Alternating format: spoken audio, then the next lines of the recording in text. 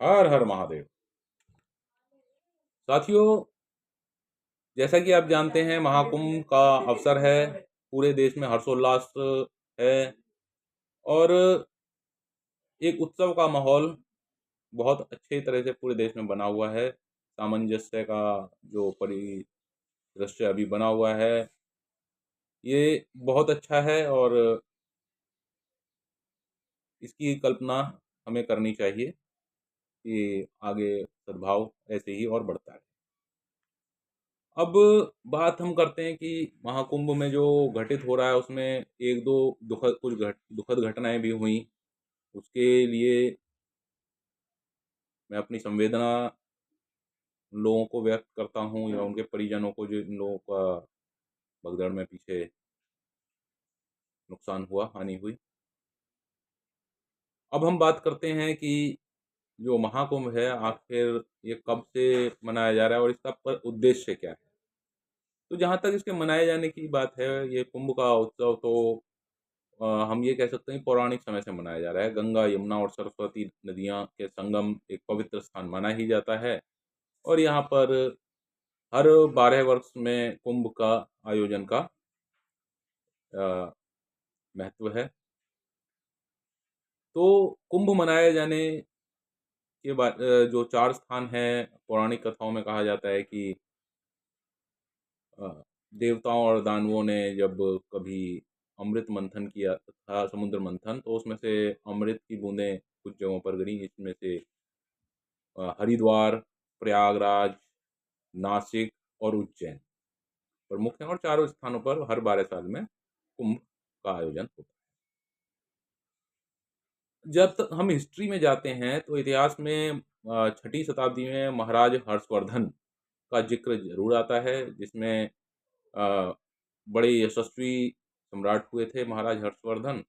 और वो अपना सब कुछ दान करके गरीबों में दान कर देते थे और फिर कपड़े मांग कर पहनते थे और फिर वापस अपने साम्राज्य को में जाकर वो अपना साम्राज्य चलाते थे। अब बातें आती हैं कि हमारे यहाँ अखाड़ों का की उत्पत्ति कैसे हुई। तो इससे रिलेटेड अलग कहानियां हैं। ऐसा माना जाता है कि आदि गुरु शंकराचार्य जब 8वीं शताब्दी में हुए थे, तब हमारे यहाँ सनातन धर्म या हिंदू धर्म की काफ़ी हानि हो रही थी। तो उन्होंने हिंदू धर्म की रक्षा के लिए या सनातन की रक्षा के लिए अखाड़ों की स्थापना करी। और अखाड़ों का जो उद्देश्य था, जो अभी भी है, कि योद्धा तैयार करना जो शस्त्र और शास्त्र दोनों में पारंगत है।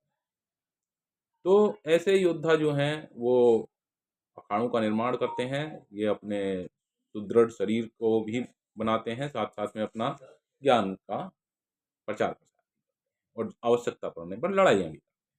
ऐसे भी इतिहास में कई वाक्य आते हैं जब लड़ाइयाँ हुई और हमारे यहाँ नागा सन्यासियों ने युद्ध में भाग लिया। तो अब बात आती है कि भाई जो 4 हमारे कुंभ हैं उसमें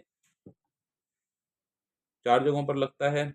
तो इनिशियली 4 जगहों पर अखाड़ों की स्थापना करी थी। 4 मठ स्थापित किए थे आदि गुरु शंकराचार्य ने। मठों की रक्षा के लिए अखाड़ों की स्थापना करी थी और समय के साथ अखाड़ों की संख्या बढ़ते बढ़ते आज 13 हो चुकी है। 13 मान्यता प्राप्त अखाड़े हैं और कुछ अखाड़े बीच में बनते भी रहते हैं और उनका विलय भी होता रहता है बाकी।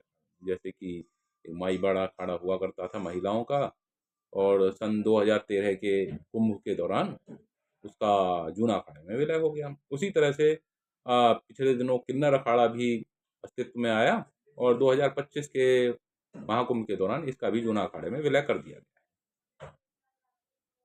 अब बात आती है कि आखिर हमें महाकुंभ की जरूरत क्यों पड़ी।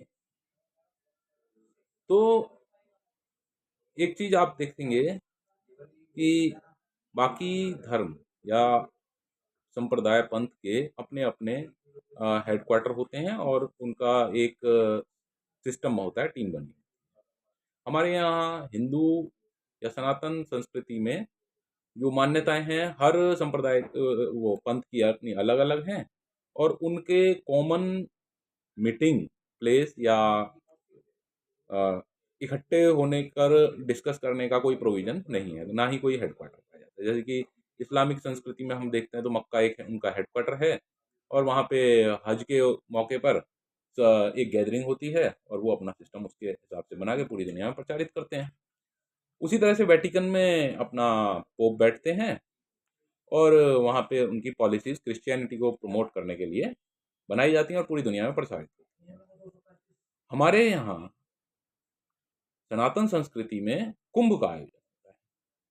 कुंभ एक टेम्परेरी स्ट्रक्चर बनता है जिसमें कि सभी जितने भी मत संप्रदाय और पंथ हैं उनके सन्यासी इकट्ठे बैठते हैं, और वो सभी सन्यासी, चाहे वो हमारे अखाड़ों के सन्यासी हों, कल्पवासी हों, नागा साधु हों, या नॉर्मल गृहस्थ लोगों के बीच में रहने वाले आश्रम के सन्यासी हों या महात्मा हों, वो सभी इकट्ठे होते हैं और अपने विचार विमर्श एक दूसरे को सुनाते हैं। सबको एक दूसरे के विचारों को सुनने का मौका मिलता है, और उसके बाद में विचारों का मंथन चलता है। हम ये कह सकते हैं लगभग 1 डेढ़ 2 महीना मंथन चलता है विचारों का, और विचारों के मंथन से जो जिस ये हम ये कहें कि जो रिजल्ट निकलता है, वो विचारों का अमृत है। और जब कुंभ के बाद हमारे सभी सन्यासी वापस अपनी-अपनी जगहों पर जाते हैं, तो वो विचारों के मंथन को, अमृत को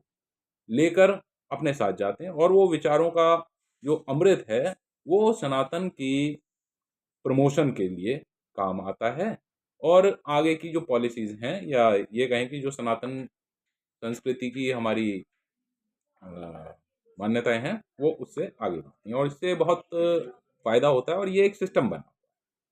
तो कुल मिलाकर एक अच्छा सिस्टम है, और इसमें नए-नए कीर्तिमान भी स्थापित होते हैं। जैसा कि अभी पीछे 29 जनवरी 2025 को मौनी अमावस्या के दिन 7 करोड़ 64 लाख, जो सरकार का अनुमान है, इतने लोगों ने अ, प्रयागराज पहुँचे और उन्होंने कुंभ में आस्था की डुबकी लगाई। और ये एक विश्व कीर्तिमान है, सबसे ज़्यादा लोगों के एक जगह पर एकत्रित होकर अपने जो भावों को प्रकट करने का, और वो अपनी गैदरिंग को शो दिखाने का। तो एक बहुत ही अच्छा अवसर रहा, और कुल मिला के कुंभ जो है ये सनातन की एकता का प्रतीक है, क्योंकि इसमें सभी मत, विचार, संप्रदाय और सभी लोग मिलकर आपस में मिलते हैं, एक दूसरे के विचारों को सुनते हैं, अपने विचारों को सुनाते हैं, और उससे जो रिजल्ट निकलता है, जो हमारे विचारों का अमृत निकलता है, वो पूरे देश में फैलता है। तो इसी तरह के विचारों के साथ हम फिर आते रहेंगे।